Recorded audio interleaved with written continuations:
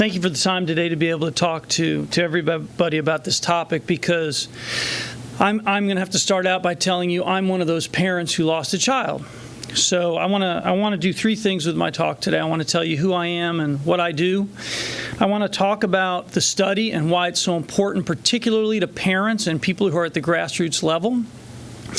And then I want to talk about parents and parenting high school athletes, and frankly middle school athletes, which a lot of people in this room are doing right now. So I guess I'll just start by also thanking Kevin Guskiewicz and Jason Mahalik, because they're the executive directors of the Matt Gfeller Sport-Related Traumatic Brain Injury Research Institute, which happens to be at the University of North Carolina at Chapel Hill. So who is Matthew? So Matthew was a 15-year-old linebacker who in 2008, playing in his first high school football game, received a direct injury, a head-to-head collision, and he was unconscious on the field. And long story, he passed a couple of days later from a major brain bleed.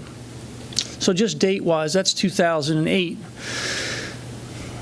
My life, my wife's life, our other children's life, Robbie and Haley, who happen to be just about a year and a half or so older than Robbie, everything changes, because now you have to figure out not why, but as my wife said, what now? Well, what now is get active and get involved. So we've kind of changed the course of what we do. So in 2008, that happened to Matthew. In 2009, the Matthew Gfeller Center was founded at University of North Carolina, Chapel Hill. And then also in 2008, the Childress Institute for Pediatric Trauma was founded at Wake Forest Baptist Medical Center in Winston-Salem, North Carolina. And what happens is, as you get involved in something like this, you find out everything is about collaboration. Because really the power is at the pro level, but the work gets done at the little guys level, the middle school and the high school level. So the Childress Institute, over which I see at Wake Forest Baptist, the Gfeller Center, and then many, many other collaboratives and wonderful institutions like the Corey Springer Institute try to work together to kind of move the ball and make progress. So the biggest thing we did early on was in 2011, so that's 3 years later, the Gfeller-Waller Concussion Act was passed in the state of North Carolina. Gfeller after Matthew, Waller after a young man named Jaquan Waller, who died 3 weeks after Matthew in Greenville, North Carolina, collapsed on the sideline.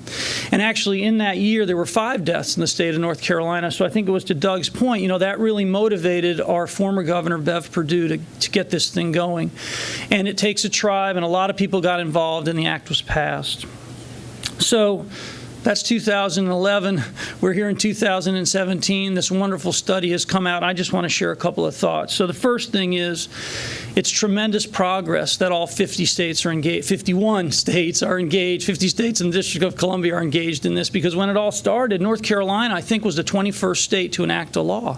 So it came a long way in a short period of time. The 79 for North Carolina is terrific. The 23 is a ways to go. The median of 47 is right smack dab in the middle. And I think the point is everybody is striving to get to 100. It just takes a lot of work. And as you've heard in these prior talks, there's not a lot of money to go around.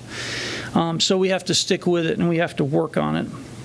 So I'm very proud of what North Carolina has done. It has not been the Gfeller family. It has been all the athletic trainers, the physicians, the EMS, the principals, everybody realizing that there's a lot of work to do to keep our kids safe.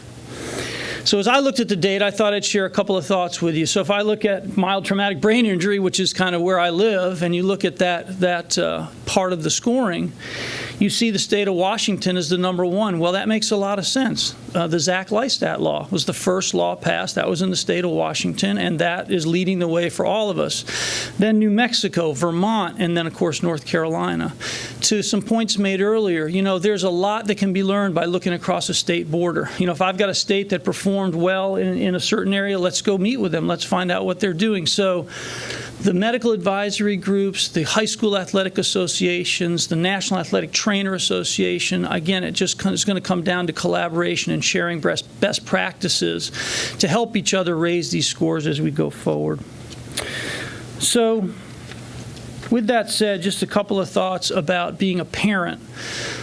When the Gefeller-Waller Act was passed in 08, I just want to, in 011, I'm sorry, I just want to share three main tenets of that act. The first was understanding the signs and symptoms of concussion, so protocols. The second was return to play protocols, and then return to school protocol. And then the EAP, the Emergency Action Plan. You know, those are basic, fundamental ways to be ready, and it all comes down to readiness. You know, are you ready for the injury on the field? Are you ready to do what needs to be done to save the child's life? A lot of us in this room, and probably a lot of people tuning in, are booster club parents, PTA involved parents. You know, what I find in our community is that there's an awful lot you can learn by engaging those people. And when there's funding issues, there's opportunity for funding as well. I would tell you, back in Winston-Salem, Wake Forest Baptist Medical Center actually sponsors all of our athletic trainers in the school system, all 12 of them at the public high school level. That's a model that's being used all around the country now. So we make sure the trainers are ready and the physicians are ready to care for the child. The other thing that I think is really important about this study is its empirical data. So somebody who's not a researcher is like, what's empirical data? Well, it's real data. It's fact-based data. You can tell by the methodology. It's been beaten up and proven out. So what I would say to parents is get to know the study. Learn where your state did well. Learn where your state has opportunity, and engage the right people to kind of move those scores up over time.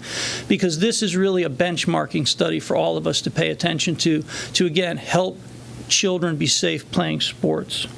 The last thing I would say is, as it relates to the athletic trainer, as a parent, you know, oftentimes your kids go off to practice. One of the gentlemen said, you know, you leave your child, they walk into practice, and you don't see them again. Well, that's what happened. Matt went to practice. Injury was that night. It was over. Know your athletic trainer. Know the skills of your team physician. You know, hey, if you have time, watch the practices. Make sure they're adhering to the things around heat exhaustion and things like that. Know signs and symptoms of concussions if you see a child that doesn't look like they're right on the field. So, with that said, there are great resources, the Corey Springer Institute, the CDC, the Matthew Gefeller Center, the Childress Institute. There's lots out there for everybody to kind of school up and get ready to continue to advance this. So, in closing, I thank you for your time. I thank Doug for the invitation. And again, I thank Dr. Guskiewicz and Mahalik to have the faith in me to let me speak to you. Thank you.